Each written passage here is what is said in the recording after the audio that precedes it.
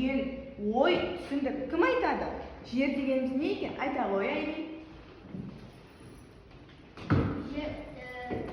Таза ауа бар, гүлдерді ластамау, ағаштарға қарап Қоқысты тастамау. Я, Тамирис айта ғой. Жер біздің үйіміз.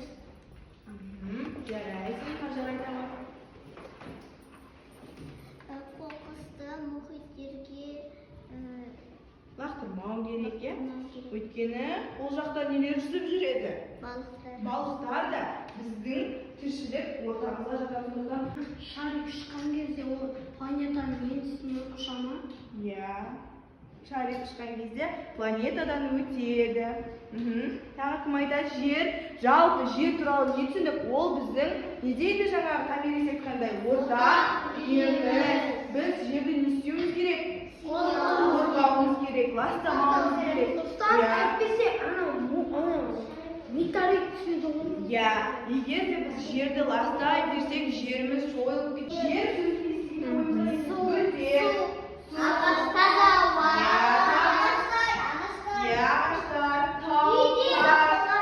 Жер адамдар жата ма жердің бөлігіне?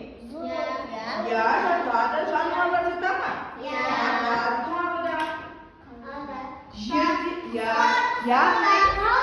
Жарайсыздар. Яғни жерде барлық нәрсе өмір сүріп жатыр. Осылардың барлық жердің бір бөлігі болып табылады. Сондықтан да жер туралы ойымызға айналды осылар түсу керек. Енді барлығымыз оқулықты ашамыз, оқулықпен жұмыс жасаймыз. Жердің сұлулығы деген мәтінді көріп тұрмыз ба бәріміз? Иә, ашамыз. Мәтінді оқимын. Бәріміз тыңдаймыз. Жердің сұлулығы. Ғарыштан жерге қарағанда қандай күй кештіңіз? Жердің өте сұлу екеніне көзім жетті. Оны бір сөзбен айтып жеткізу мүмкін емес.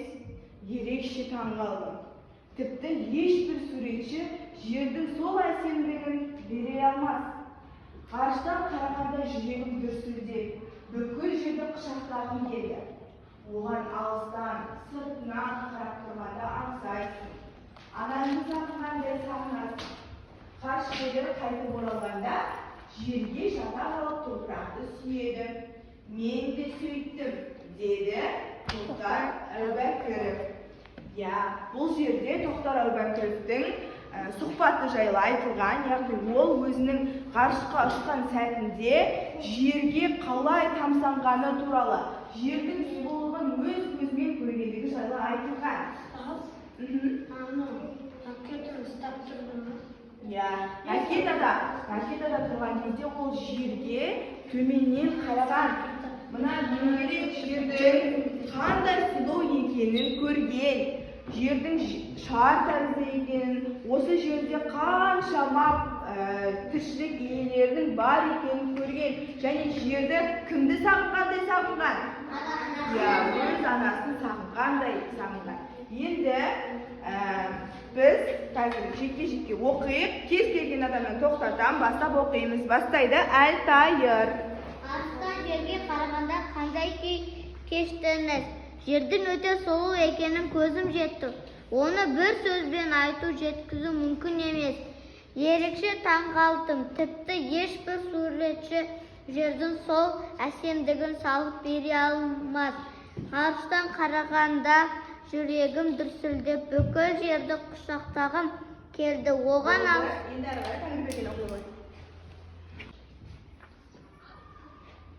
аңсайсың анады, оған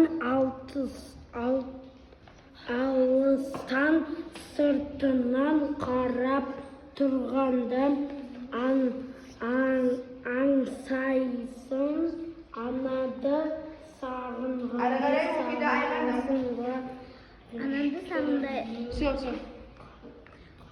ананды сағынғандай сағынасыңға. Рашкерлер қайтып оралғаны жерге жата қалып топырақты сүйеді. Мен де солай сөйттім, деді Тоқтар Әубәкіров. Иә, айнеңіз дауысыңызға қарап. Жердің сұлулығы ғарыштан жерге қарағанда қандай күй кештіңіз? Жердің өте сұлу екеніне көзім жетті. Оны бір сөзбен айтып жеткізу мүмкін емес. Ерекше таңғалдым. Тіпті ешбір суретші жердің сол әсемдігін салып бере алмас. Ғарыштан қарағанда жүрегім дүрсілдеп бүкіл жерді құшақтағым келді. Оған алыстан сыртынан қарап тұрғанда аңсайсың, анаңды сағынғандай сағынасың. Ғарышкерлер қайтып оралғанда жерге жата ал топырақты сүйеді. Мен де сөйттім, деді Тоқтар Әубәкіров. Ғарыштан жерге қарағанда қандай күй кештіңіз? Жердің өте сұлу екеніне көзім жетті. Оны бір сөзбен айтып жеткізу мүмкін емес. Ерекше таңғалдым. Тіпті ешбір суретші жердің сол әсемдігін салып бере алмас. Ғарыштан қарағанда жүрегім дүрсілдеп бүкіл жерді құшақтағым келді. Оған алыстан сыртынан қарап тұрғанда аңсайсың, анаңды сағынғандай сағынасың. Ғарышкерлер қайтып Кім не түсінді? Мәтін не жайлы екен? Жердің сұлулығы екен. Бұл мәтінді кім жазып кеткен? Тоқтар Әубәкіров не істеген? Өзінің жерін көрген, сағынған. Енді біз осы Тоқтар Әубәкіров туралы мәлімет алайық. Барлығымыз осы бейнероликті тамашалаймыз. Тақырыппен бөлісейік. Тоқтар Әубәкіров қазақтың тұңғыш ғарышкері, Кеңес одағының батыры. Қазақ халқының мақтанышы, алғаш болып ғарышқа сапар шеккен ұлт өкілі. Ғарышқа ұшқан күні 1991 жылы 2 қазан. Ғарыш кемесі Союз Мир орбиталық станциясы. Ұшу ұзақтығы 7 күн 22 сағат 13 минут. Қайтып оралған күні 1991 жылы 10 қазан. Ғарышқа ұшу мақсаты. Бұл сапарында ғылыми зерттеу жұмыстарын жүргізді.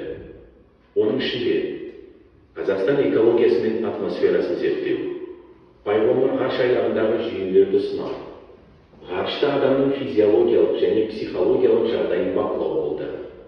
Тарихи мәні. Бұл оқиға Қазақстан тәуелсіздігін жариялауға 2 ай қалғанда орын алды. Тәуелсіздік алғанға дейінгі Қазақстаннан шыққан ең алғашқы ғарышкері. Ұшқан кезде қазақ халқы алғаш рет өз азаматын ғарышқа аттандырып, бұл тарихи оқиға ұлттық мақтанышқа айналды. Марапаттары. Кеңес одағының батыры. Халық қаһарманы Қазақстан. Ғылым және техника саласында бірқатар мемлекеттік марапаттарға ие болды. Тоқтар Әубәкіров кім екен? Ғарышкер. Қазақстанның ең алғашқы ғарышқының батыры. Тағы да қандай не үшін ғарышқа шыққан кім біледі? Жаңа айтты. Ғарышты зерттеу үшін ғарышқа ұшты.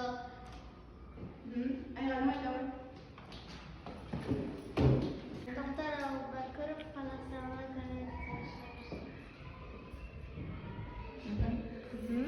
Тағы? Күшті ғой. Тағы? Болды ма? Болды, иә, болды. Енді оқушылар, біз осы Тоқтар Әубәкіровтің Енді оқушылар, біз сіздермен бірге шығармашылық жұмыс парағын орындаймыз. Бұл жерде не айтылған? Қараңдар, барлықтарың парақ иесінің аты-жөнін жазамыз. Әркім жеке орындайды. Тапсырма шарты өзіңді Тоқтар Әубәкіровтің орнына елестетіп, жердің, егер сендер ғарышта болсаңдар, жердің сұлулығын қалай көретіндеріңді жазамыз. Жарай ма? Түсіндік па?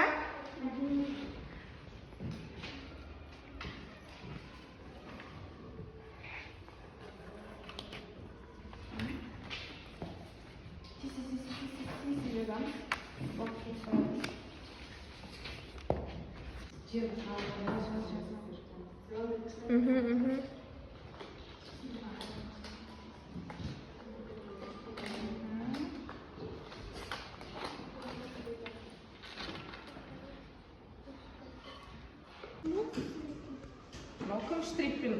Көркем, Ал оқушылар, бүгінгі сабағымыз өз мәресіне жетті. Сабақ сендерге пайдалы болды деген ойдамын. Кәне барлығымыз кері байланыс жасап, тақтаға өз байланысымызды білдірейік. Кәне тақтаға бір бүктеп шығып басамыз. Егер ұнатса, түсінікті болса, сарыны, орташа болса, жасыл, қиындау болса,